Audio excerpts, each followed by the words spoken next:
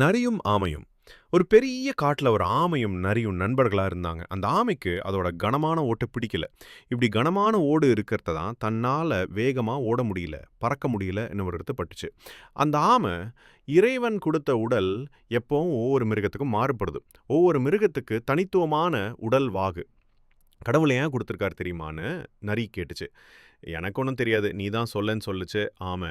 உடனே நரி சொல்லுச்சு, ஒவ்வொரு மிருகத்தோட வாழ்விடத்த பொறுத்து இயற்கை கிட்ட இருந்தும், ஒவ்வொரு மிருகத்துக்கும் பொதுவா ஏற்படுற ஆபத்துகள் கிட்ட இருந்து காப்பாத்திக்கிறோம். அந்தந்த மிருகங்களுக்கு தேவையான உடல் அமைப்ப குடுத்துருக்காரு. உன்னோட உடல்ல இருக்கிற கனமான ஓடு உனக்கு உதவி செய்யறதுக்கு தான் அமைஞ்சிருக்கும். அதனால அந்த ஓட்ட பார்த்து வருத்தப்படாதன்னு ஆறுதல் சொல்லுச்சு நரி. இத கேட்ட பிறகும் ஆமைக்கு திருப்தி இல்ல. அப்பதான் ஒரு வேடன் அந்த நரிய தன்னோட வில்லுல குறி வச்சிருக்கிறத பார்த்துச்சு. ஆமை உடனே அந்த நரிக்கு பாதுகாப்பா குறுக்க வந்து நின்னுக்கிடுச்சு. ஆமை வேட்டைக்காரன் விட்ட அம்பு ஆமையோட முதுகுல பட்டு கீழே விழுந்துருச்சு. இத பார்த்த நரி நேரா வேட்டைக்காரன் நோக்கி ஓடுச்சு. நரி தன்னை நோக்கி வரத பார்த்த வேடன் அங்கிருந்து ஓடிட்டான். இப்ப பாத்தியா, உன்னோட கனமான ஓடு தான் உன்னையும் என்னையும் காப்பாத்துச்சு. இதே நேரம் உன்னோட ஓடு இல்லனா வேடன் விட்ட அம்பு உன்னை கொன்னுருக்கும். இனிமே உன்னோட உடம்ப பத்தி யோசிக்காம நல்லபடியா வாழ்க்கைய நடத்துன்னு சொல்லுச்சு நரி.